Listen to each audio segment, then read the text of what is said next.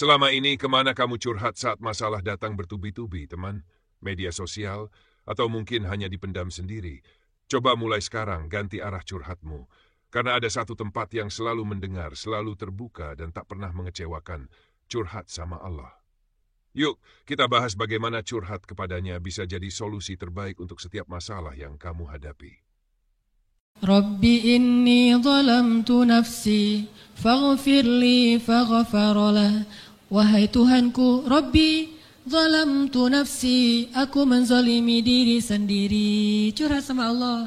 Kalau ada kerugian, kalau ada masalah dalam hidup kita yang disebabkan, kalau kita pikir-pikir itu gara-gara salah kita sendiri. Namanya orang lagi labil kan, suka salah aja nih. Udah curhat sama Allah, curhatnya apa? Rabbi zalamtu nafsi faghfirli. Ya Allah, saya telah menzalimi diri sendiri, maka ampunilah dosa saya. Kadang-kadang terlalu ngebaper, akhirnya kecewanya berat. Gara-gara udah terlalu terlibat perasaannya, udah make perasaan, udah menuliskan namanya di dalam hati kita, pas kecewanya berat. Curhatnya ke siapa? Ke Allah. Bahasa curhatnya, salah saya ya Allah, terlalu gampang pakai perasaan. Hati saya diisi dengan namanya, seharusnya diisi dengan namamu ya Allah. Kan gitu ya. Faghfirli ya Allah, ampunkanlah ya Allah. Pasti Allah obati hati kita.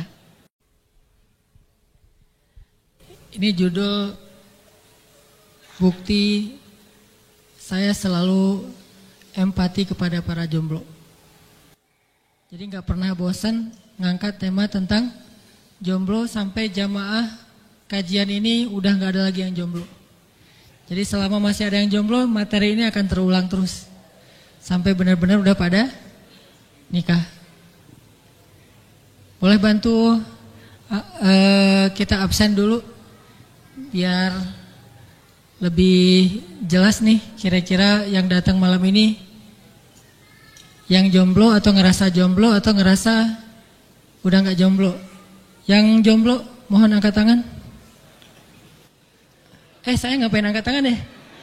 Teman-teman aja deh yang angkat tangan yang jomblo. Sekali lagi yang jomblo tolong angkat tangan yang di bawah. Udah. Sekarang coba lihat ke belakang. Bu, teta yang jomblo tolong angkat tangan. Gak ada? Wah luar biasa. Wah ada tuh. Mau lihat? Berarti banyak banget, luar biasa ya. Kita takbir dulu buat jomblo ya. Mudah-mudahan dengan takbir Allah menyegerakan jodoh sebelum Ramadan. Jadi sahur udah gak sendiri. Allahu Akbar. Allahu Akbar. Allahu Akbar. Mudah-mudahan tahun ini sahurnya udah ada yang nyiapin. Amin. Assalamualaikum warahmatullahi wabarakatuh. Alhamdulillah, segala puji dan syukur kepada Allah Subhanahu wa taala. Salawat dan salam kepada Rasulullah sallallahu alaihi wasallam. Tema kita pada malam ini sebetulnya bagian dari persiapan kita untuk masuk ke dalam bulan suci Ramadan. Ini yang saya rasain nih. Karena gini-gini juga saya dulu pernah sempat ngalamin masa-masa jomblo yang gak jelas. Masa-masa kayak kosong gitu ya. Hidup terasa hampa. Apalagi kalau ngelihat temen jalan ada gebetannya gitu. Itu kan makin hampa tuh makin sakit ya. Ngelihat kucing aja ada pasangannya, masa kita sendiri kan gitu kan ya. Saya pernah ngalamin masa-masa kayak gitu.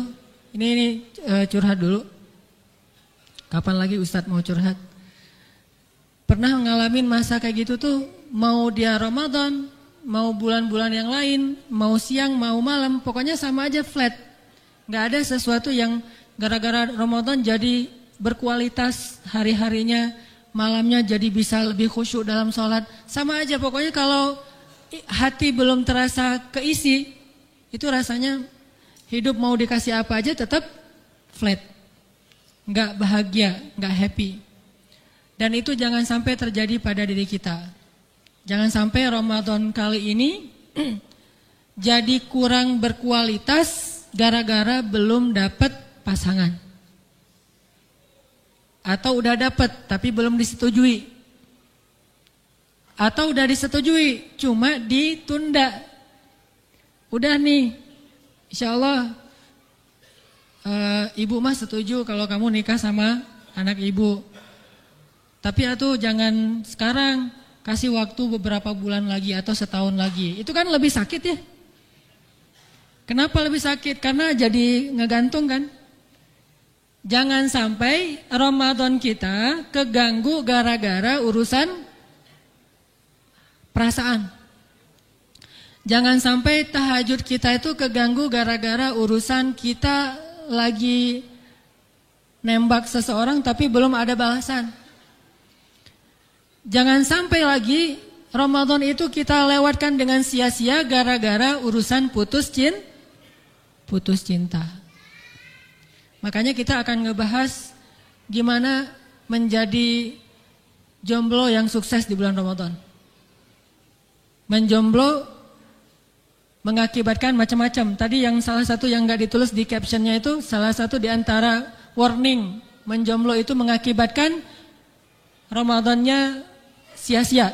Itu salah satu efek dari menjomblo kalau tidak punya kekuatan dan ketahanan iman. Makanya kita pengen belajar nih gimana jadi jomblo sukses Ramadan. Jomblo sukses di itikaf. Jomblo bisa dapat Lailatul Qadar. Kan keren banget. Jomblo bisa dapat Lailatul Qadar. Atau jomblonya itu bukan karena belum menikah, tapi jomblo karena pernah menikah. Kan juga ada tuh. Jomblo karena pernah nikah. Nah itu lebih berat lagi tuh. Tahun kemarin perasaan buka puasa masih bareng, sekarang jadi sendiri. Kalau yang jomblo belum pernah menikah emang gak pernah ngerasain kan. Kalau sekarang, ini lebih berat lagi nih. Puasa pertama sendiri. Tapi berbahagialah bagi yang beberapa bulan atau beberapa minggu ini udah nikah. Puasa pertama berdua. Selamat ya, mana orangnya? Ada beberapa orang yang nikah sebulan yang lalu, seminggu yang lalu, beberapa hari yang lalu. Ini adalah Ramadan pertama buat kalian. Kita pengen belajar gimana caranya walaupun terpaksa masuk bulan suci Ramadan masih dalam status yang sama kan terpaksa. Pengen sih ngubah status, pengen mengedit nasib, pengen mengedit status jomblo jadi status menikah atau minimal udah bertunangan lah, minimal udah agak-agak jelas. Terpaksa kita masuk bulan suci Ramadan dalam keadaan statusnya masih ngejomblo. Gak apa-apa, yang penting itu tidak mengurangi kekhusyuan kita dalam beribadah di bulan Ramadan. Saya tahu rasanya ibadah gak khusyuk gara-gara masalah ini. Ditambah lagi saya pengen nyemangatin lagi nih. Supaya semakin sering ngebahas tentang jomblo ini semakin kita panas. Kita jadi gregetan, akhirnya kita berputus asa dalam kejombloan. Saya suka orang jomblo yang berputus asa. Jomblo yang putus asa, akhirnya udahlah saya terima aja. Udah gak pakai pertimbangan. Udah aja lah, siapa aja yang datang lah saya terima lah. Datang deh orangnya misalnya. Botak gitu ya. Udah botak, atasnya botak, udah gitu. Gak ada janggut, gak ada kumis. Wah pokoknya bening gitu. Cowok bening. Nah ini kan agak-agak gimana kan. Pokoknya saya terima aja deh. Mau dia hafiz 30 juz, mau 15 juz, mau dia lulusan ITB yang bacaan Al-Qurannya bagus.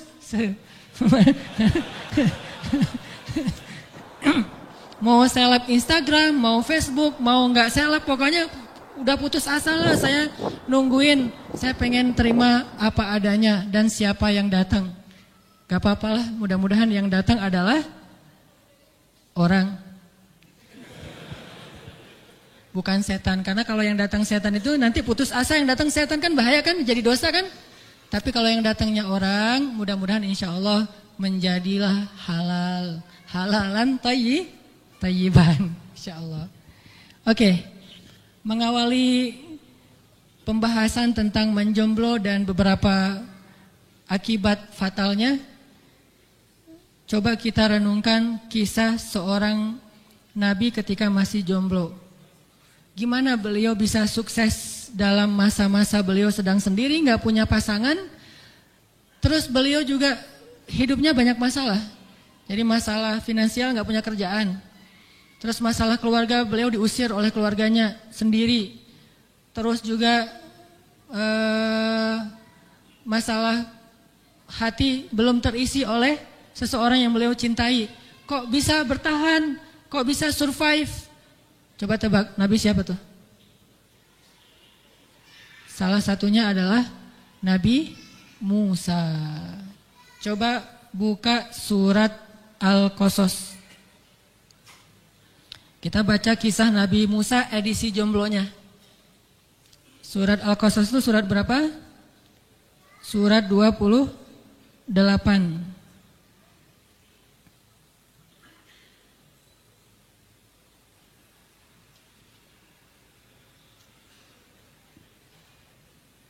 Surat Al-Qasas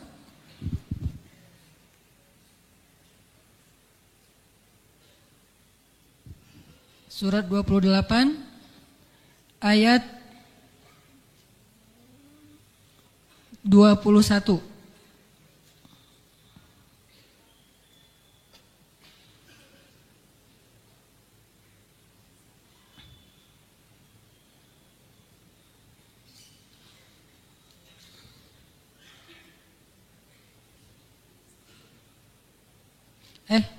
Ayat 14 deh. Ayat 14 aja. Agak panjang tapi ya. Tilawahnya agak panjang dari ayat 14 sampai ayat 28. Tahu aja nih, subhanallah. Dari ayat 14 sampai ayat 28, satu lembar ya. Kita tilawahnya kalau gitu bareng-bareng biar enggak kelamaan. Ayat 14 sampai ayat 28, satu lembar. 1, 2, 3. A'udzu billahi minasy syaithanir rajim. Bismillahirrahmanirrahim. Walamma balagha ashuddahu wastawa atainahu hukman wa ilma. وَكَذَلِكَ نَجْزِي الْمُحْسِنِينَ وَدَخَلَ الْمَدِينَةَ عَلَى حِينِ غَفْلَةٍ مِّنْ أَهْلِهَا فوجد فيها رجلين يقتتلان هذا من شيعته وهذا من عدوه فاستغاثه الذي من شيعته على الذي من عدوه فوكزه موسى فقضى عليه قال هذا من عمل الشيطان إنه عدو مضل مبين قال رب إني ظلمت نفسي فاغفر لي فغفر له إنه هو الغفور الرحيم قال رب بما أنعمت علي فلن أكون ظاهرا للمجرمين فأصبح في المدينة خائفا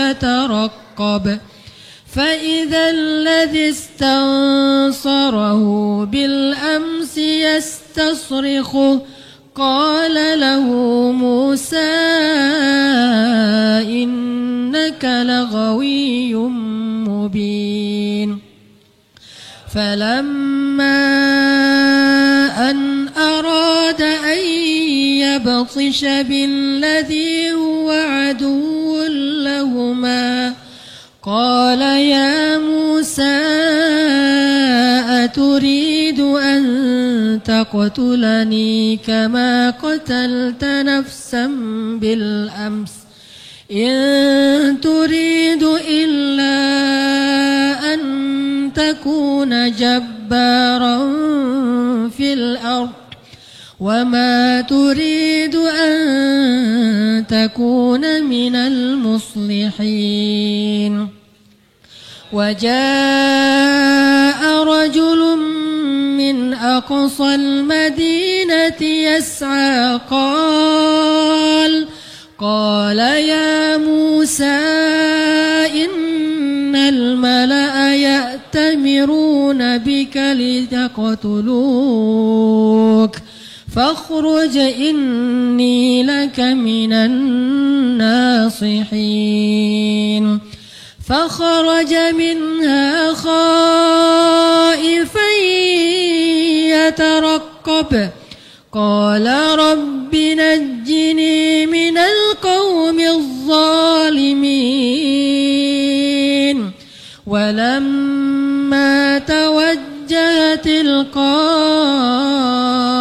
مدين قال عسى ربي أن يهديني سواء السبيل ولما ورد ماء مدين وجد عليه أمة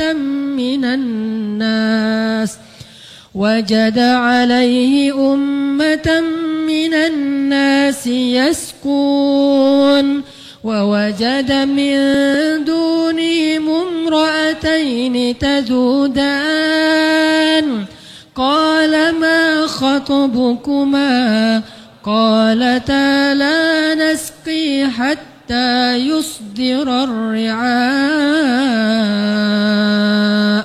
وأبونا شيخ كبير فسقى لهما ثم تولى إلى الظل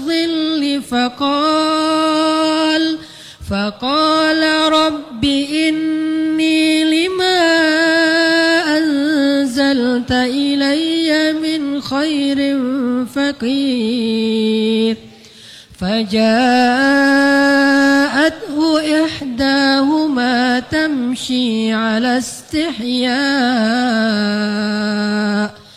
قالت إن أبي يدعوك ليجزيك أجر ما سقيت لنا فلما جاءه وقص عليه القصص قال لا تخف نجوت من القوم الظالمين قالت إحداهما يا أبت استأجر إن خير من استأجرت القوي الأمين قال إني أريد أن أنكحك إحدى ابنتي هاتين على أن تأجرني 8 حجج فإن أتممت 10 فمن عندك وما أريد أن أشق عليك ستجدني إن شاء الله من الصالحين قال ذلك بيني وبينك أيما الأجلين قضيت فلا عدوان علي والله على ما نقول وكيل.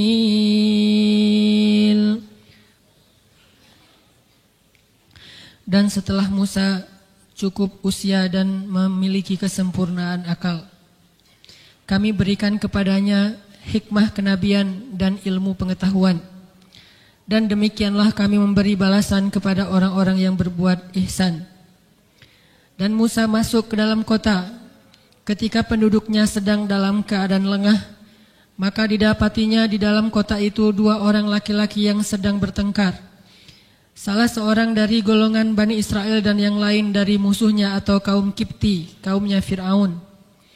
Maka orang yang dari golongan Bani Israel meminta pertolongan kepada Musa untuk mengalahkan orang yang dari golongan musuhnya atau orang Kipti.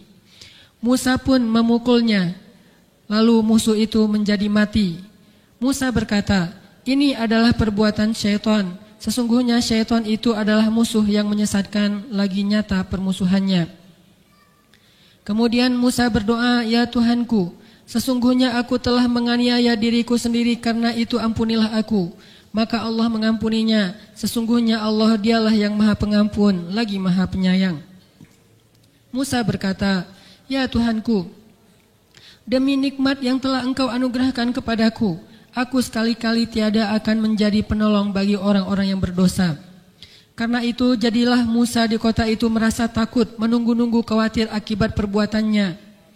Maka tiba-tiba orang yang meminta pertolongan kemarin berteriak lagi meminta pertolongan kepada Musa. Musa pun berkata kepadanya, "Sesungguhnya kamu benar-benar orang yang telah sesat dengan kesesatan yang nyata." Maka tatkala Musa hendak memegang dengan keras orang yang menjadi musuh keduanya, musuh itu berkata, "Wahai Musa, apakah engkau ingin membunuhku kembali seperti yang kamu lakukan kemarin? Kamu tidak bermaksud melainkan hendak menjadi orang yang berbuat sewenang-wenang atau jahat di negeri ini. Dan tiadalah kamu hendak menjadi salah seorang di antara orang-orang yang mengadakan perdamaian." Lalu datanglah seorang laki-laki dari ujung kota bergegas seraya berkata, "Wahai Musa, sesungguhnya pejabat-pejabat negeri sedang berunding tentang nasibmu dan ingin membunuhmu. Sebab itu keluarlah dari kota ini. Sesungguhnya aku termasuk orang yang memberi nasihat kepadamu." Lalu keluarlah Musa dari kota tersebut dengan rasa takut, menunggu-nunggu dengan khawatir. Di jalan dia berdoa, "Ya Tuhanku, selamatkanlah aku dari orang-orang yang zalim." Dan ketika ia menghadapkan arah perjalanannya ke negeri Madian, ia berdoa lagi, "Mudah-mudahan Tuhanku memimpinku atau membimbingku ke jalan yang benar." Tatkala ia sampai di sumber air negeri Madian, ia menjumpai di sana sekumpulan orang yang sedang memberi minum ternak mereka. Dan ia menjumpai di sana di belakang orang itu 2 wanita yang sedang menambat ternaknya. Musa bertanya, "Apa masalah kalian berdua?" Kedua wanita itu menjawab, "Kami tidak bisa memberi minum ternak kami sebelum para penggembala-penggembala laki itu memulangkan ternak mereka. Sedangkan ayah kami adalah orang yang sudah lanjut usia." Maka Musa memberi minum ternak kedua perempuan itu untuk menolong keduanya. Kemudian dia kembali ke tempat berteduh dan berdoa, "Ya Tuhanku, sesungguhnya aku sangat memerlukan sesuatu kebaikan yang Engkau turunkan kepadaku." Kemudian datanglah kepada Musa salah satu dari 2 perempuan tadi dengan berjalan dalam keadaan malu-malu. Ia berkata, "Sesungguhnya ayahku memanggil kamu agar ia memberi upah terhadap kebaikan yang kamu memberi ternak kami tadi." Maka tatkala Musa mendatangi ayahnya dan menceritakan ceritanya, ayah itu berkata, "Janganlah kamu takut, sekarang kamu telah selamat dari orang-orang yang zalim itu." Salah seorang dari kedua wanita itu berkata kepada ayahnya, "Wahai ayahku, jadikanlah orang itu sebagai pekerja, karena sesungguhnya orang yang paling baik dalam bekerja adalah yang kuat lagi dapat dipercaya." Lalu laki-laki itu berkata, "Sesungguhnya aku ingin menikahkan kamu dengan salah satu dari putriku, atas dasar bahwa kamu bekerja denganku selama 8 tahun, dan jika kamu menggenapkan menjadi 10 tahun, itu adalah satu kebajikan darimu. Aku tidak ingin memberatkan kamu. Dan kamu insya Allah akan mendapatiku termasuk orang-orang yang baik." Musa menjawab, "Ini adalah perjanjian antara aku dengan engkau. Mana saja dari kedua waktu yang ditentukan itu aku sempurnakan, maka tidak ada tuntutan tambahan atas diriku, dan Allah menjadi saksi atas apa yang kita ucapkan." Shadaqallahul azim. Teman-teman, dari kisah perjalanan Nabi Musa tadi sampai beliau menikah. Kira-kira pelajaran apa yang bisa kita ambil dan kita amalkan dalam kehidupan kita, terutama bagi yang mengalami masalah yang sama dengan Musa, masalah kelabilan. Musa pernah labil. Labil gimana? Dia terbawa emosi. Itu fitrahnya anak muda. Cuma bedanya Musa terbawa emosi itu dalam sesuatu yang baik, tapi agak emosional. Kalau kita mungkin emosional itu dalam sesuatu yang sifatnya subjektif. Gimana? Kumaha aing gitu ya. Itu kan emosional. Kalau Musa mah bukan kumaha aing. Ini gara-gara ada yang ganggu kaumnya, orang Bani Israel, orang yang lemah, akhirnya dia emosional. Enggak diselesaikan dengan baik-baik, enggak dilerai, tapi emosi, namanya juga anak muda, labil. Ditambah lagi anak muda emosional, labil, jomblo lagi tuh, kan makin labil. Ini bukan teman-teman saya juga kayak gitu dulu. Dalam keadaan labil masih sendiri, enggak ada yang menenangkan. Kalau sekarang labil ada yang menenangkan. Mau dikisahin? Kalau sekarang labil ada yang ngirim kalimat sayang, belahan jiwaku gitu kan. Itu langsung kelabilan tadi itu menjadi stabil. Masalah dikit di kantor, curhat sama istri. Ada masalah di rumah, curhat sama suami. Kan enak tuh. Kalau labil langsung tenang, langsung lurus lagi, langsung insya Allah istiqomah lagi. Tapi kalau jomblo, labil mau curhat ke siapa? Curhat ke Instagram, paling-paling orang nge-like doang. Udah kita sakit, di-like lagi. Senang dia kita sakit. Kita nge-posting penderitaan kita gitu ya. Ada setetes air mata mengalir, jekrek. Posting di Instagram, like. 1000 like-nya, berarti orang 1000 itu senang kita sedih. 1000 itu senang kalau kami suka loh kalau kamu nangis, kami suka loh kalau kamu menderita, kan jadi gak pas nih kita mau curhat. Tapi kalau kita curhatnya kepada suami, dia akan menyeka air mata kita. Bukan nge-like. Kita nangis, suami di sebelah, aku suka banget melihat kamu nangis. Kan gak gitu kan? Dia akan ngambil tisu, dia usap. Beda tuh. Makanya dalam keadaan labil, jomblo itu bahaya. Kalau dalam keadaan labil udah punya pasangan, itu insya Allah ada netralisir. Jadi recovery perasaannya itu bisa lah. Kecuali dua-duanya labil, ini agak susah nih. Suami ngambek, terus curhat sama istri, istrinya juga ngambek dicurhatin. Itu agak berat. Berat banget sih emang, bukan agak berat. Nah, tapi kalau sendiri, udah gak ada harapan. Terus gimana caranya? Kalau lagi dalam keadaan labil, banyak masalah, bertubi-tubi. Masalah di kampus, masalah di sekolah, masalah sama temen, masalah keluarga, masalah pribadi. Banyak banget masalah, labil, akhirnya kan jadi emosional tuh. Ngelihat apa aja pengen dihantam. Itu gimana caranya? Caranya ada di dalam paragraf ini. Robbi. Larinya tuh ke Allah. Coba perhatikan di dalam paragraf ini. Berkali-kali Musa tuh larinya ke Allah. Larinya ke Allah, larinya ke Allah. Ada masalah dikit, Robbi. Ada masalah sedikit, Ilahi. Ada sedikit masalah, ya Allah. Terus saja gitu. Makin banyak masalah, makin dia lari ke Allah.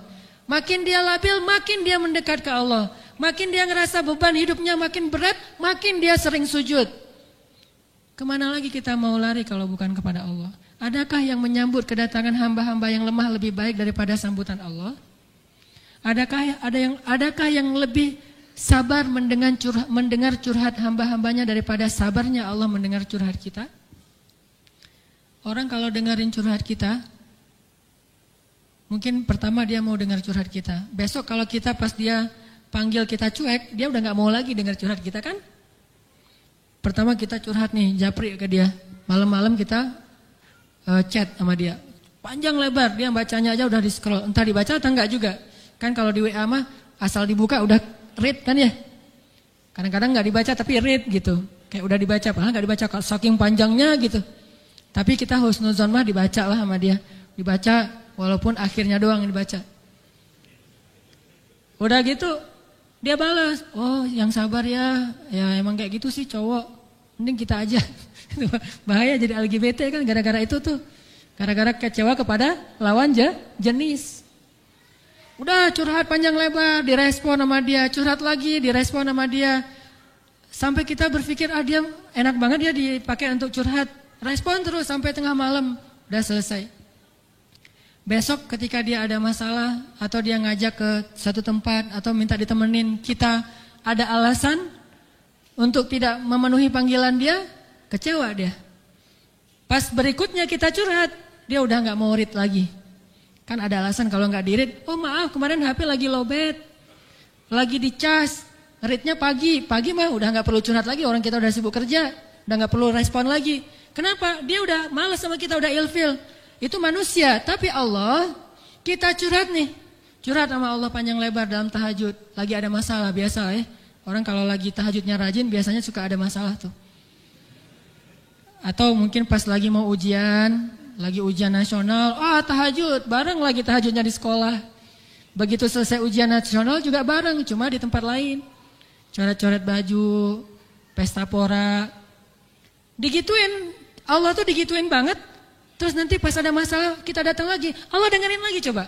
Kurang baik apa coba Allah? Tempat curhat yang paling baik itu adalah Allah. Makanya di dalam Al-Quran itu sampai ada ayat surat namanya surat curhat. Coba tebak nama surat Al-Quran yang secara terjemahan bebas namanya surat orang curhat. Di Al-Quran ada loh, surat orang curhat. Surat apa? Al-Mujadilah. Al-Mujadilah artinya apa? Perempuan yang curhat. Curhatnya ke siapa? Bukan ke Rasul, curhatnya ke Allah. Ke Rasul mah minta fatwa istifta namanya. Rasul ini gimana nih? Ziharnya udah jatuh belum nih? Karena dulu ada istilah zihar. Zihar itu menganggap istri sebagai ibu. Sehingga dianggap udah haram untuk dijadikan sebagai istri lagi. Udah gak boleh bareng lagi. Namanya zihar. Perempuan ini datang kepada Rasul bukan curhat. Istifta, meminta fatwa kepada Rasul kira-kira jatuh gak nih ziharnya. Tapi kalau curhatnya, aku serahkan urusanku kepada Allah. Curhat paling baik itu sama Allah. Dan langsung Allah bukan cuma ngedengerin, bukan cuma ngerespon, tapi ngasih solusi. Itu Allah kalau dicurhatin tuh gitu tuh. Makanya Musa dalam kelabilannya sebagai seorang jomblo, manusia biasa, hanya seorang anak muda dan bahkan belum jadi nabi. Jadi masih manusia biasa nih, belum jadi nabi. Cuma dia manusia yang walaupun biasa punya keistimewaan. Tapi tetap aja sisi-sisi kemanusiaannya ada, labil. Ketika ada masalah, Robbi. Coba perhatikan lagi ayat tadi. Berapa kali Musa curhat ke Allah? Dari mulai ayat 14.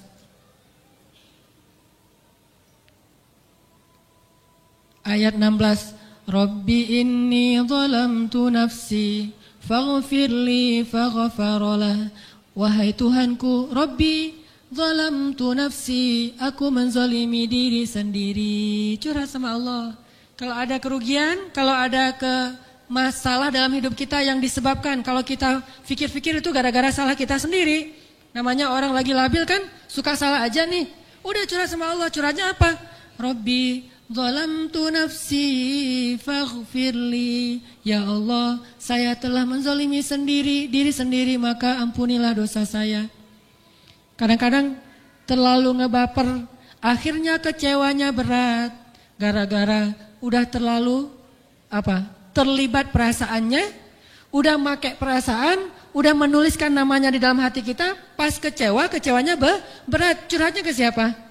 Ke Allah. Bahasa curhatnya, salah saya ya Allah, terlalu gampang pakai perasaan. Hati saya diisi dengan namanya, seharusnya diisi dengan namamu ya Allah. Kan gitu ya. Faghfirli ya Allah, ampunkanlah ya Allah. Pasti Allah obati hati kita. Tapi kalau kita dalam keadaan kayak gitu, putus, sakit hati, kecewa, merasa dikhianati, merasa gak dihargai dengan berbagai macam perasaan-perasaan yang labil. Udah gitu curhatnya dengan cara dengar musik, lagu-lagu yang makin Oh ya, gak apa-apa, dikit lagi seru. Lagi dalam keadaan itu dengarnya lagu kau hancurkan hatiku, hancur misalnya. Itu kan makin buat kita merasa benar emang hati saya lagi hancur. Jadi kayak dibenarkan oleh lagu-lagu yang kayak gitu. Harusnya kalau lagi kayak gini mah dengarnya lagu-lagu heroik. Indonesia tanah Insya Allah. Dengar lagu Halo Halo Bandung itu wah dengan penuh semangat kan? Lagu kepahlawanan, lagu tentang kemerdekaan, atau minimal lagu-lagu yang lucu lah. Jangan sampai kita menikmati perasaan kita yang sedang hancur itu dinikmati. Curhat sama Allah. Rabbi zalamtu nafsi faghfirli. Insyaallah nanti kita bedah lagi ayat ini setelah sholat isya. Bismillahirrahmanirrahim. Teman-teman yang dirahmati Allah Subhanahu wa taala. Seperti yang tadi saya sampaikan, ketika kita membedah perjalanan hidup Nabi Musa, episode ketika beliau masih muda, masih sendiri, masih jomblo, dan beliau mengalami masalah yang kita juga alamin, walaupun beda kasus. Beliau sempat tersangkut dengan kasus hukum kan, kalau bahasa kita mah ya. Kasus hukumnya nggak gampang lagi, kasus hukum dalam masalah pembunuhan. Jadi karena anak muda, labil, emosi, mukul orang. Cuma namanya Musa kalau mukul orang itu nggak tanggung-tanggung. Karena beliau orang yang terkenal nabi yang paling kuat dan perkasa itu Musa. Jadi mukul orang kayak Mike Tyson tinju gitu. Disentil doang atau mungkin cuma didorong doang. Kalau kita mah udah kayak dihantam ya. Padahal dia dorong doang, mati orangnya. Ini karena Musa emosi. Jadi karena emosi ngedorongnya mungkin mukulnya terlalu kuat. Bagi Musa itu nggak kuat. Bagi orangnya itu udah KO gitu. Namanya juga Musa. Emosional, dia pukul, mati itu orangnya. Ini gara-gara dikuasai oleh hawa nafsu dan dibisikkan oleh setan. Kan Musa mengatakan ini perbuatan setan. Bukan nyalahin setan, emang setan harus disalahin sih? Satu-satunya yang boleh kita salahkan dan boleh kita suudzon itu cuma setan loh. Suudzon kepada setan itu hukumnya wajib. Dan husnuzon kepada setan itu hukumnya haram. Aduh kasihan setan mah dibully terus, nggak boleh. Aduh nggak usah nyalahin setan, lo aja yang kayak gitu. Enggak, salah setan dan saya gitu.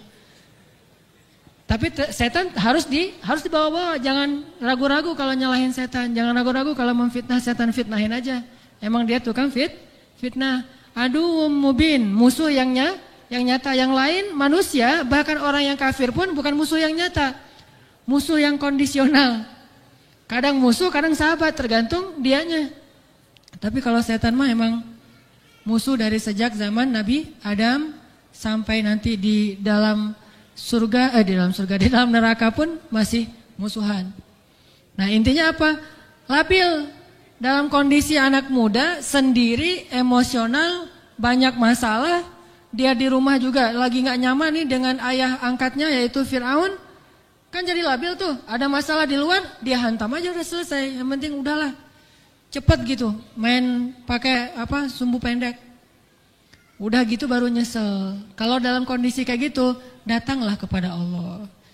Jadi pesan moral dari adegan ini adalah kalau kita sedang dalam kondisi sendiri, butuh teman curhat, Allah sebaik-baik tempat curhat. Butuh pertolongan, Allah sebaik-baik penolong. Butuh kebaikan, Allah memiliki segala kebaikan. Butuh jalan keluar, Allah lah yang satu-satunya yang punya jalan keluar dari semua kebuntuan hidup kita. Makin banyak masalah, makin dekat sama Allah. Enggak apa-apa kalau kita ngerasa, saya mah enggak pede dekat sama Allah. Kenapa? Saya banyak dosa. Kalau gitu dekat sama Allah sebagai pendosa. Gimana dekat sama Allah sebagai pendosa? Tadi, Rabbi zalamtu nafsi faghfirli. Ya Rabbi, saya menzalimi diri saya sendiri, maka ampunkanlah dosa saya. Deketin Allah dengan minta ampun. Nggak pede datang ke Allah. Kenapa? Soalnya takut ngecewain Allah. Kan kita udah minta nanti Allah ngasih. Udah gitu namanya manusia kadang-kadang kalau udah selesai dari masalah balik lagi dia.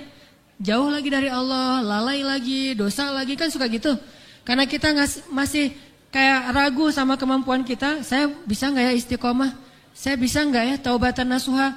Daripada nanti saya Udah minta sama Allah, Allah tahu banget kalau saya itu masih labil, kan gak enak. Udah gak apa-apa, kita berbuat dosa, datang lagi sama Allah.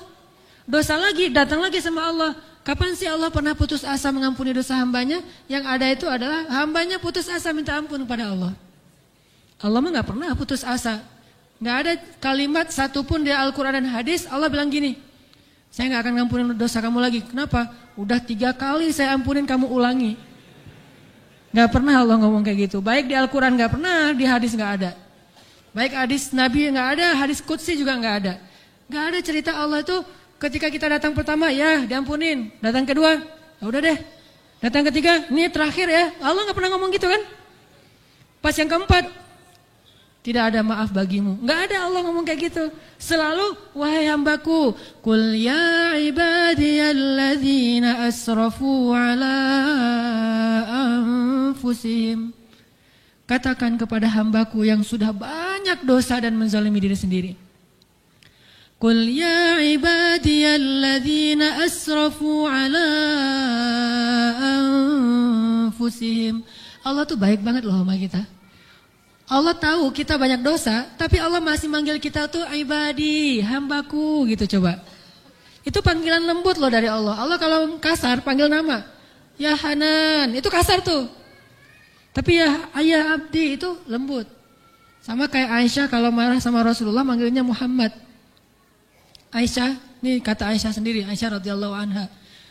Jadi kalau Aisyah manggil Rasulullah, ya Rasulullah, itu lagi enak tuh perasaannya, lagi moodnya lagi enak. Tapi kalau ya Muhammad, itu lagi marah. Tapi Rasul dipanggil Muhammad biasa-biasa aja ya.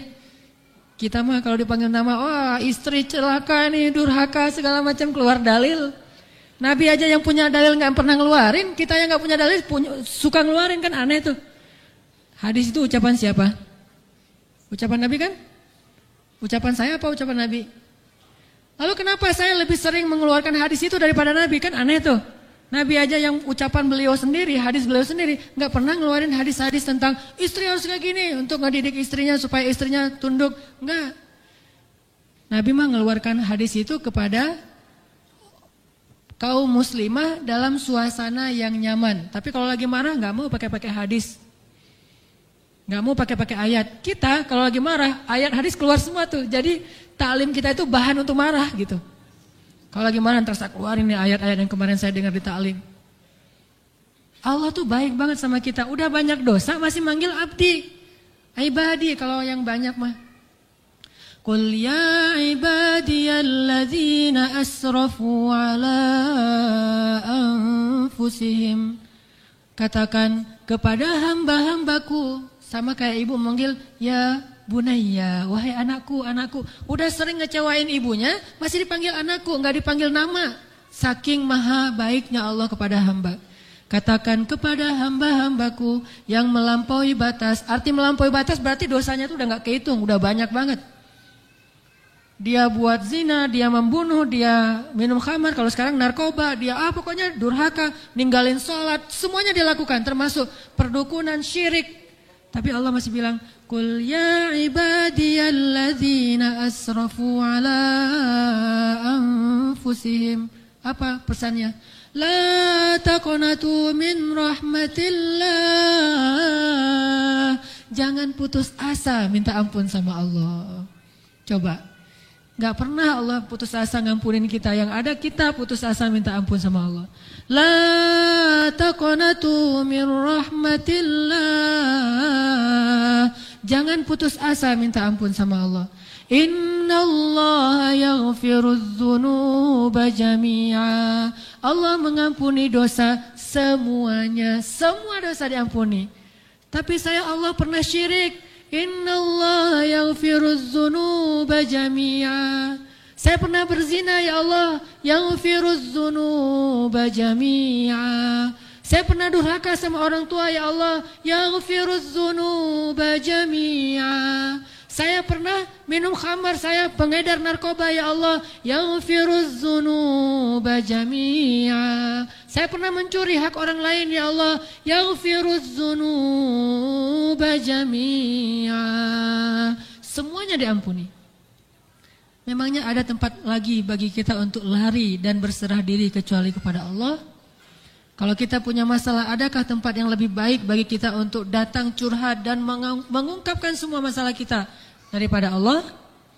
Makanya Musa tahu hal itu. Dia labil memang, dia anak muda dan itu wajar. Tapi dia tahu dan yakin satu kebaikan. Bahwa selabil apapun, sebanyak apapun kesalahannya, dia selalu datang dan mengatakan, Rabbi. Lalu mengakui kesalahannya, zalamtu nafsi ya Rabbi. Salah lagi, bilang lagi, Rabbi zalamtu nafsi, ini gimana nih ya Allah, saya salah melulu. Salah lagi ya Allah, salah lagi deh. Salah lagi ya Allah, salah terus. Salah lagi ya Allah, tolong dong, saya pengen berubah. Terus aja gitu. Jangan datang kepada manusia, makin sering kita datang kepada manusia, kita makin rendah. Makin sering kita datang kepada Allah, kita makin tinggi. Datang lagi, datang lagi. Gimana cara datangnya? Enggak susah, datang sama Allah tuh enggak perlu dicari. Enggak ada cerita, Allah lagi lowbat, enggak ada. Kalau manusia kita japri, kita telepon lagi lowbat, dia enggak akan. Atau lagi enak-enak telepon, tiba-tiba mati teleponnya.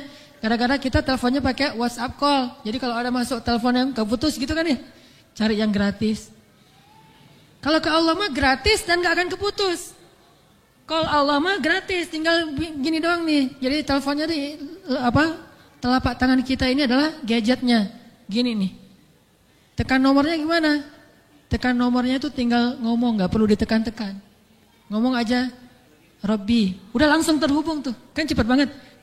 Kayak ada telepon gitu ya, nama istri saya Sarah, sekarang dia ada di atas.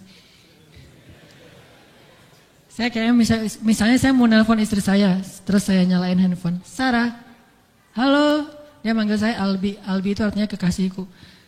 Albi gitu kan, ada nggak telepon kayak gitu, bisa nggak? Ada ya, cuma jarang, saya juga nggak bisa nih, nggak tahu cara nyetelnya. Jadi kalau mau nelpon istri kita, istriku, langsung calling gitu, dan dia langsung ngangkat, nggak lama-lama, kita nunggu lama kok nggak diangkat-angkat, alasannya lagi kenapa sih nggak diangkat-angkat? Maaf tadi lagi di kamar mandi, misalkan suka gitu tuh. Allah mah nggak ada cerita gituan. Miss call 10, yang ke-11 baru diangkat, nggak ada tuh. Allah mah nggak ada miss call, nggak ada disconnect, nggak ada sinyal jelek, nggak ada habis pulsa, nggak ada kepotong sama call yang lebih berbayar mahal. Gak ada yang kayak gitu-gituan. Kalau Allah mah tinggal bilang, Rabbi, ya abdi, labbaik ya abdi, aku terima apa yang kamu butuhkan ya abdi, sebutin gitu. Allah tuh gitu, cuma kitanya gak mendengar dengan lisan, dengan telinga. Kita harus mendengar itu dengan hati kita. Kalau kita yakin, ana inda dhanni abdi bi, aku tergantung yakinnya hambaku, prasangka hambaku, gimana perasaan hambaku. Kalau kalian yakin aku mendengar dan mengijabah, aku pasti mendengar dan mengijabah. Kan gampang, Allah mah tergantung kita ya. Jadi jangan salahin Allah, Allah aja bilang tergantung kita. Kalau kita ngerasa doa kita gak diijabah, jangan salahin Allah, kok Allah gak ngijabah. Salahin diri kita, kenapa kita gak yakin Allah mengijabah.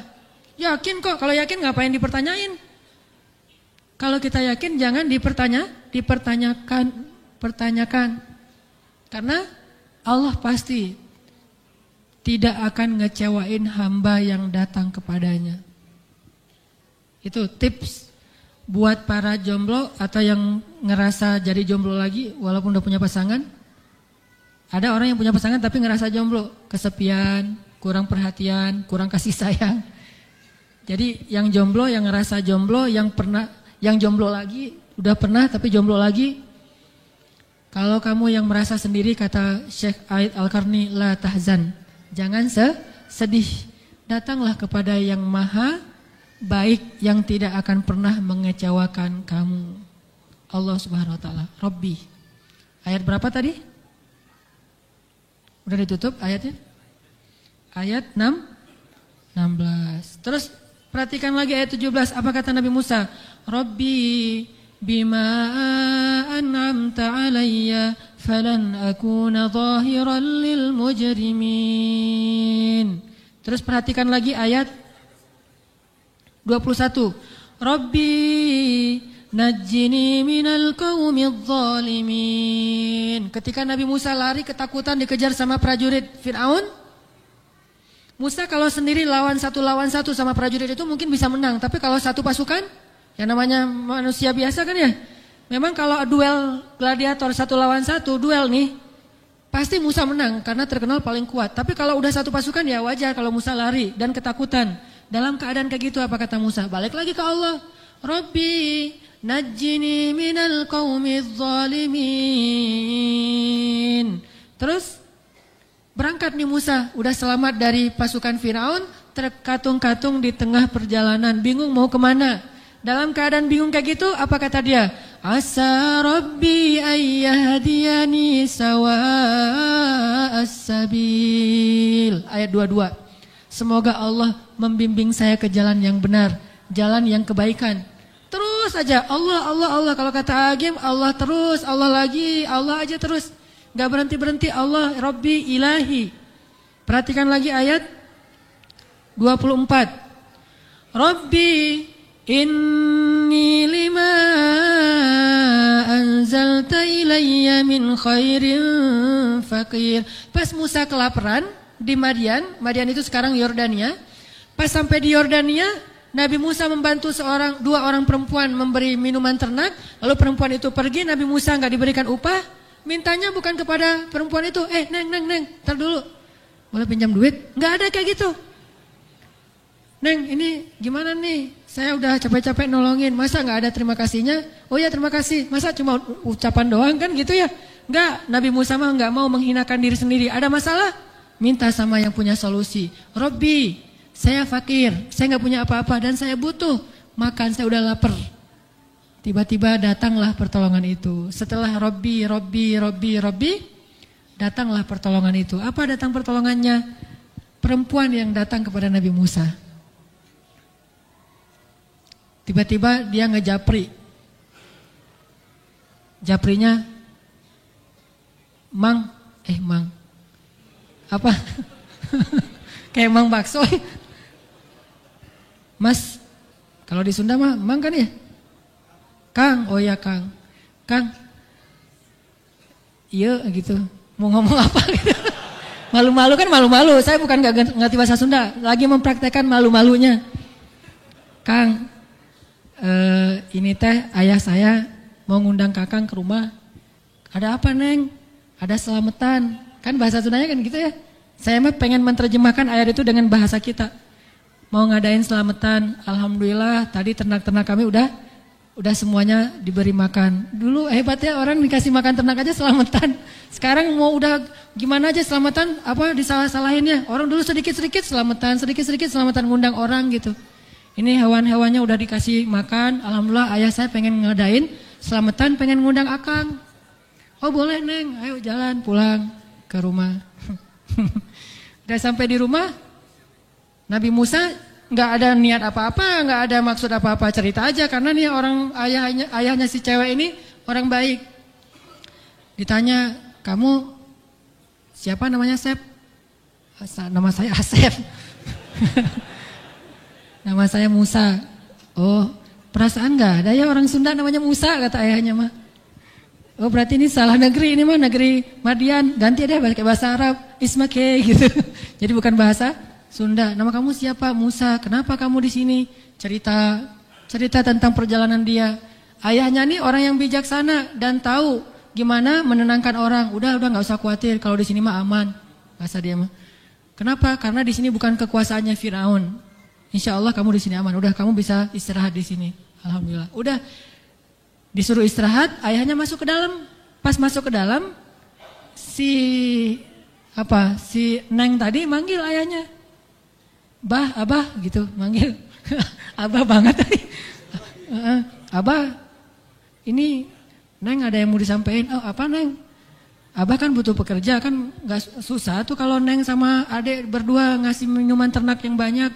Pekerjain tuh laki-laki itu kayaknya orangnya baik si Akang itu teh. Oh ayahnya langsung ngerti. Kalau si cewek udah nyimpulin tentang seorang cowok itu berarti ada hatinya. Ada perasaan, ada harapan. Nggak ngomong nikahkan saya dengan dia, itu kan vulgar. Orang dulu mah elegan, nggak ngomong kayak gitu. Apalagi sampai ngomong godain kita dong atau apalah. Bahasanya sindiran. Abah, itu laki-laki si Akang itu baik orangnya dan kuat. Pekerjakan dia di rumah kita. Ini kayak sandiwara radio. Terus ayahnya bilang, oh ya udah. Ayahnya bukan mempekerjakan, langsung ngerti kan? wahai Musa, saya ingin menikahkan kamu dengan salah satu di antara putri saya. Salah satu itu artinya apa? Sok pilih. Itu arti salah satu. Kan luar biasa tuh. Terus Nabi Musa nggak bilang, boleh nggak dua-duanya Pak? Enggak. Nabi Musa mah nggak kayak gitu, nggak kayak kita. Kita mah kalau dikasih satu minta dua. Nabi Musa mah udah disuruh pilih satu ya satu. Cuma saya lagi nyari-nyari ini riwayatnya Nabi Musa cara milihnya gimana di antara dua orang. Biar jadi kalau kita lagi galau milih salah satu di antara dua orang, adiknya apa kakaknya. Milih kakaknya gini ya, milih adiknya gitu misalnya ya. Yang dipilih kakak apa adik? Coba cari nih, ini PR buat kita semuanya ya. Yang dipilih oleh Musa itu kakaknya apa adiknya? Soalnya kalau yang dipilih adiknya ini jadi dalil bahwa kalau ada orang bilang Pak Malik adiknya nikah duluan kakaknya belum. Kan bisa jadi dalil kan gitu ya. Jangan nikah dulu soalnya kakaknya jangan ngelangkahi kakak. Tapi kalau yang dipilih kakak, ini mah bukan dalil bahwa harus kakak duluan. Mungkin kakaknya emang ngeklik sama Musa. Sok pilih mana di antara dua. Nabi Musa mah langsung milih kan. Yang tadi aja lah Pak, yang nganterin saya ke rumah gitu. Oh berarti kamu tadi di perjalanan memperhatikan, ini mah hiperbola saya. Udah kayak gitu dipilih nikah. Jadi kan setelah mengadu kepada Allah, Allah menyediakan yang paling baik untuk hambanya yang Allah cintai. Jadi kalau kita jadikan Allah sebagai mak comblang, itu sebaik-baik mak comblang loh. Minta sama Allah, butuh jodoh, minta sama Allah, ya Allah. Tingginya sekian. Kalau minta sama Allah jangan tanggung-tanggung, karena Allah punya stoknya banyak. Kalau minta sama Ustadz, mungkin tanggung gitu ya. Saya nggak mau minta sama Ustadz yang keren-keren banget, ntar Ustadznya pura-pura, dia nggak mau padahal Ustadznya ada apa gitu kan, bahaya kan. Kalau sama Allah mah gampang, minta sama Allah, ya Allah tinggi sekian, kulitnya sawo mateng misalnya, atau kuning langsat, sawo mateng mah cowok, kuning langsat, rambutnya kayak gini, spesifik, matanya itu apa? Belok. Matanya belok, matanya cekung. Matanya apa gitu, kayak bahasa hadis Nabi mah, ketika ada seorang laki-laki melamar perempuan Ansor, Nabi tanya, kamu serius mau nikah sama cewek Ansor? Serius Rasulullah, kenapa? Udah lihat? Udah, soalnya di mata orang Ansor ada sesuatu, kata Rasul. Maksudnya orang Ansor itu mirip orang Asia, agak-agak sipit. Sedangkan orang Muhajirin matanya lebar, sedangkan selera orang-orang Mekah itu yang matanya besar. Jadi perhatikan, lihat wajahnya. Kan boleh melihat calon orang yang mau kita nikahin. Wajah sama telapak tangan, udah itu aja, jangan yang lain. Lihat di foto, ini kayaknya ada editan gak ya? Lihat.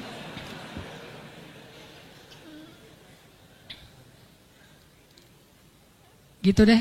Jadi minta sama Allah. Kalau ada masalah, minta sama Allah. Dan Allah akan memberikan sebaik-baik orang untuk menjadi pendamping hidup kita. Minta sama Allah. Selama ini kita mungkin kurang banyak menggunakan jalur langit.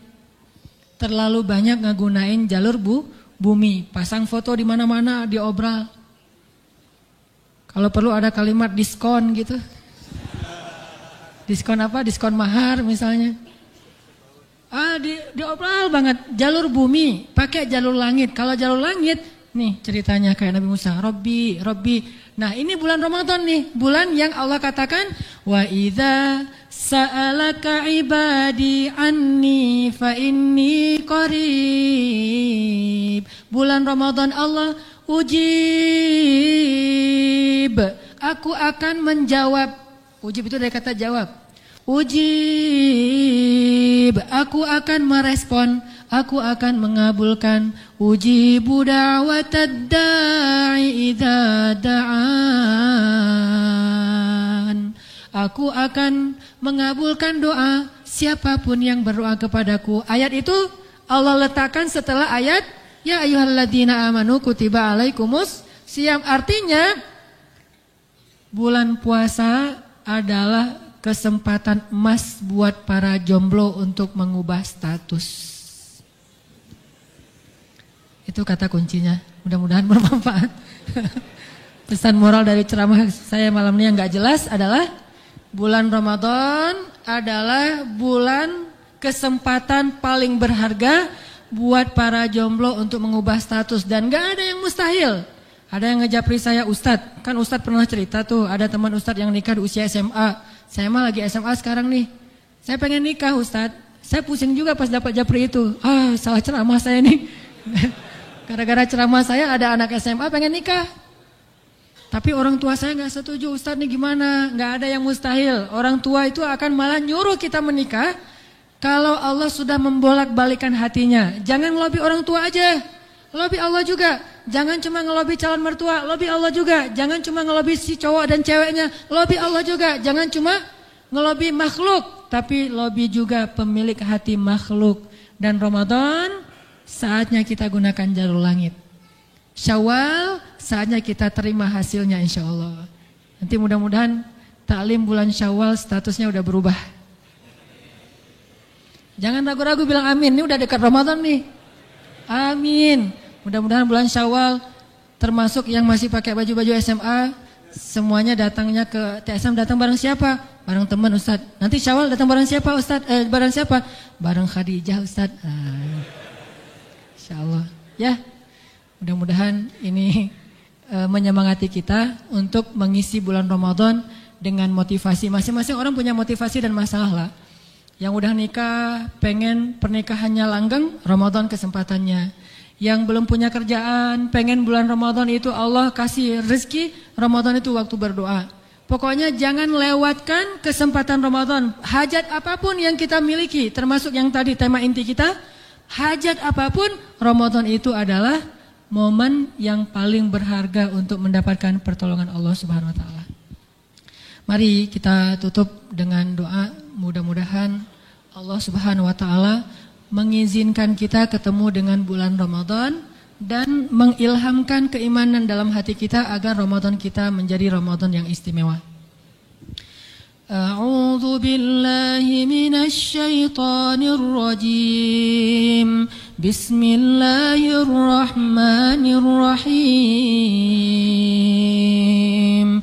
Alhamdulillahi rabbil alamin.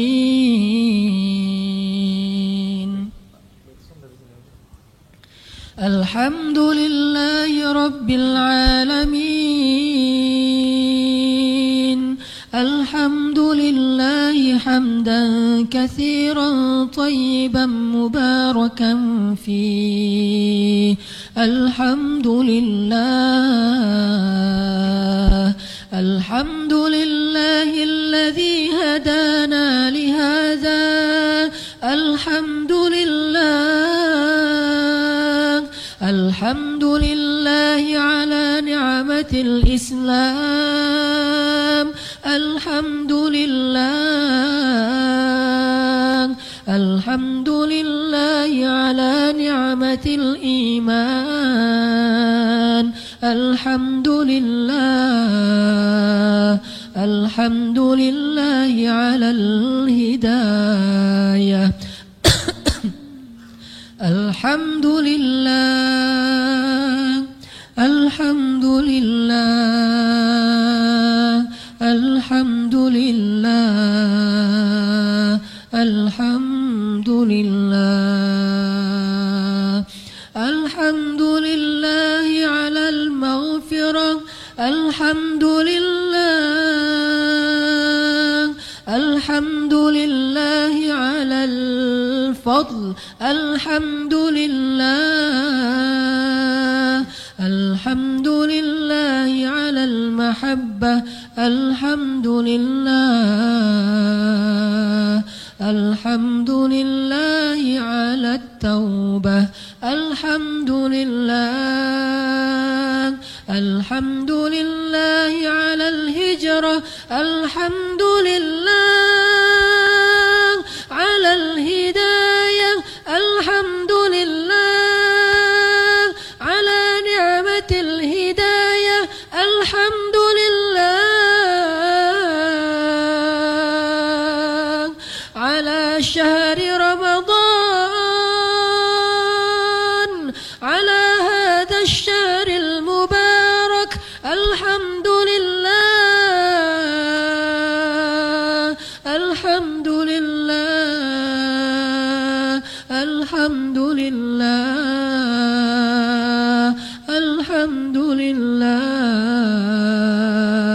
Alhamdulillahi Rabbil Alamin. Rabbana ya Allah, Rabbana ya Rahman, Rabbana ya Rahim, Rabbana ya Karim, ya Arhamar Rahimin. Ya Allah, ya Arhamar Rahimin. Ampunkanlah dosa kami ya Allah. Maafkanlah kesalahan-kesalahan kami ya Allah. Kami terlalu bodoh ya Allah. Kami tahu ayat-ayat-Mu. Kami membacanya. Kami mendengarnya dibacakan. Kami mempelajarinya. Tetapi kami masih belum bisa mengamalkannya ya Allah. Maafkanlah kekurangan kami ya Allah. Kami sering menyampaikan kebaikan-kebaikan kepada orang lain, tetapi kami sendiri lupa terhadap kewajiban kami untuk mengamalkannya ya Allah.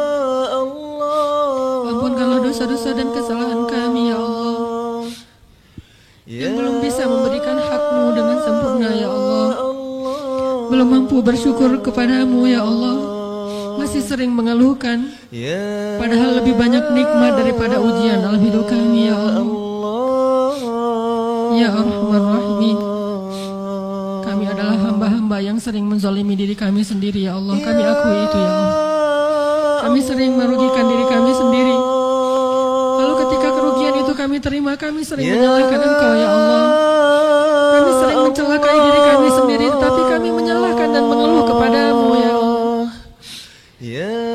Kami sering menzalimi diri kami sendiri, berbuat dosa, bermaksiat, meninggalkan kewajiban, melalaikan waktu-waktu yang istimewa yang telah Engkau berikan, mengabaikan amanah, menyia-nyiakan anugerah-Mu ya Allah. Kami sering berbuat dosa dan menzalimi diri kami sendiri ya Allah.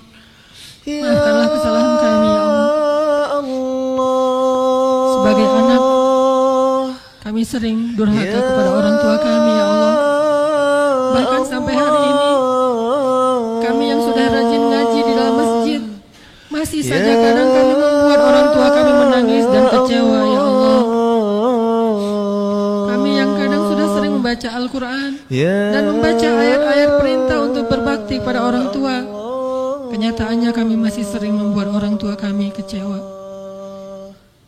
Sebagai suami, kami belum mampu menjadi imam yang teladan bagi istri dan anak kami ya Allah. Kami belum sabar kepada istri kami ya Allah. Kami belum bijaksana ya Allah. Ya Allah, ampunkanlah dosa hamba-hamba-Mu ya Allah. Tidak sanggup kami menyebut satu persatu dosa-dosa yang terlalu banyak itu ya Allah. Dosa yang menjadi rahasia antara kami dan Engkau saja ya Allah. Dosa yang kami malu mengingatnya ya Allah. Dosa-dosa masa lalu, dosa-dosa yang kami sembunyikan, dosa-dosa yang kami lakukan secara diam-diam ya Allah. Ampunkanlah ya Allah. Terlalu banyak dosa kami. Bahkan mungkin seandainya Engkau menampakkan dosa-dosa itu, maka dosa kami akan memenuhi langit dan bumi ya Allah. Ampunkanlah dosa kami ya Allah. Meskipun kami masih saja mengulanginya dan mengulanginya ya Allah, tetapi kami tidak mau menjadi orang-orang yang berputus asa dalam meminta ampun kepadamu, dan Engkau maha baik dan maha mengampuni ya Allah.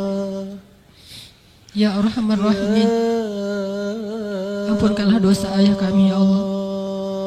Ampunkanlah dosa ibu kami ya Allah. Maafkanlah kesalahan-kesalahan mereka ya Allah. Ampunkanlah dosa guru-guru kami ya Allah. Ampunkanlah dosa teman-teman kami, saudara kami, suami kami, istri kami, anak-anak kami. Ampunkanlah dosa kaum muslimin ya Allah. Ya Arhamar Rahimin, segala puji bagimu ya Allah yang telah memberi kami hidayah, dan sempurnakanlah hidayah itu dalam hati kami ya Allah. Segala puji bagimu ya Allah yang telah menganugerahkan kepada kami iman, dan sempurnakanlah iman itu di dalam hati kami ya Allah. Segala puji bagimu ya Allah yang telah mengilhamkan kepada kami untuk bertaubat dan menyadarkan kami akan dosa-dosa kami. Bimbing kami dalam masa-masa hijrah ini ya Allah. Pertemukan kami kepada orang-orang yang soleh. Segala puji bagimu ya Allah yang telah memberi kami usia sampai akhir bulan Sya'ban ini ya Allah. Ya Arhamar Rahimin, pertemukanlah kami dengan bulan suci Ramadan dalam keadaan iman. Janganlah Engkau jadikan kami termasuk orang-orang yang lalai di bulan Ramadan nanti ya Allah. Janganlah Engkau biarkan kami termasuk orang yang sibuk dengan dunia di bulan Ramadan ya Allah. Janganlah Engkau jadikan hati kami kotor di bulan Ramadan ya Allah. Ya Rahman, janganlah Engkau biarkan hati kami terusik oleh kehidupan dunia dan hiruk pikuknya di bulan Ramadan ya Allah. Janganlah Engkau cabut hidayah dan iman dari hati kami di bulan Ramadan ya Allah. Alangkah ruginya orang yang melalui Ramadan tetapi tidak diampuni dosa-dosanya. Alangkah ruginya orang yang melalui bulan Ramadan tetapi tidak dibukakan pintu surga baginya. Ya Allah, jadikanlah kami termasuk orang yang beruntung dengan datangnya bulan Ramadan. Jadikanlah kami termasuk orang yang mendapatkan nikmat di bulan Ramadan. Nikmat yang berasal darimu ya Allah. Nikmat ampunan dosa, nikmat dilipat gandakan pahala, dan nikmat dijaminkan surga ya Allah. Segala puji bagimu ya Allah yang telah memberikan nikmat Lailatul Qadar hanya untuk umat Nabi Muhammad ya Allah. Segala puji bagimu yang telah menghadiahkan untuk kami Lailatul Qadar. Seandainya kami hidup di umat Nabi yang lain, maka kami harus beribadah 1000 bulan untuk mendapatkan kebaikan itu ya Allah. Maka beri kami kekuatan hidayah agar kami bisa mendapatkan Lailatul Qadar di bulan Ramadan kali ini ya Allah. Rabbana zalamna anfusana wa illam taghfir lana wa tarhamna lanakunanna minal khasirin. Yuk kita baca sama-sama doa ini. Rabbana zalamna anfusana zalamna anfusana zalamna anfusana. Bacalah doa ini dengan pengakuan, dengan penyesalan. Rabbana zalamna anfusana zalamna anfusana zalamna anfusana.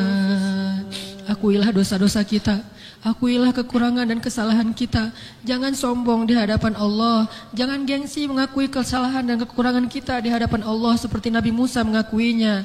Rabbana zalamna anfusana zalamna anfusana zalamna anfusana wa illam taghfir lana wa tarhamna lanakunanna minal khasirin.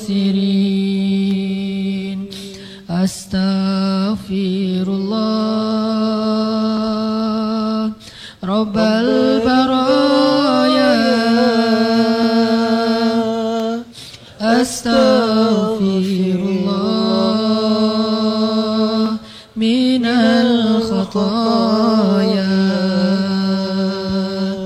Astaghfirullah Rabbal baraya ya Allah. Astaghfirullah ya Rahman minal khataya Astaghfirullah. Ampunkanlah ya Allah Rabbal baraya dosa-dosa kami ya Allah. Astaghfirullah, maafkanlah ya Allah minal khataya kesalahan-kesalahan ya Allah. Rabbi zidni نافعا ووفق لي عملا مقبولا وواهب لي رزقا حلالا وتوب علي توبة نصوحا وتوب علي توبة نصوحا. Serentak semuanya. Astaghfirullah ya Allah Rabbal baraya ya Rahman. Astaghfirullah ya Allah minal khataya. Ampunkanlah ya Allah. Astaghfirullah ya Allah. Maafkanlah ya Allah.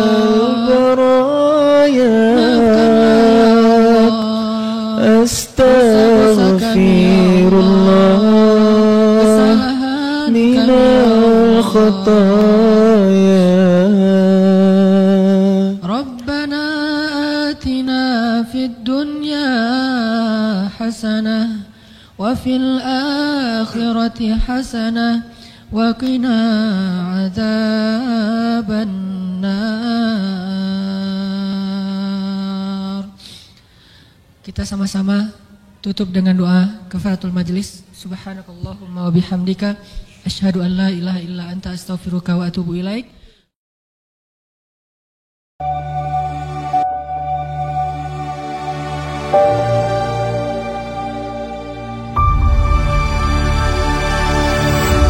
Ceramah ini membahas pentingnya curhat kepada Allah, terutama ketika menghadapi masalah dalam hidup yang disebabkan oleh kesalahan diri sendiri. Pengisi ceramah menekankan bahwa dalam keadaan labil atau emosional, terutama saat jomblo, kita sering terjebak dalam perasaan kecewa yang berlebihan. Alih-alih mencari pelarian yang tidak sehat, seperti curhat ke orang lain atau media sosial, solusinya adalah datang kepada Allah dengan doa dan memohon ampun. Seperti yang dilakukan Nabi Musa saat menghadapi berbagai kesulitan dalam hidupnya. Ujian hidup, termasuk kegalauan perasaan, seharusnya mendorong kita untuk mendekat kepada Allah. Ramadan dipandang sebagai kesempatan istimewa untuk memperbaiki hubungan dengan Allah, termasuk melalui doa dan meminta pertolongan, terutama bagi mereka yang masih sendiri.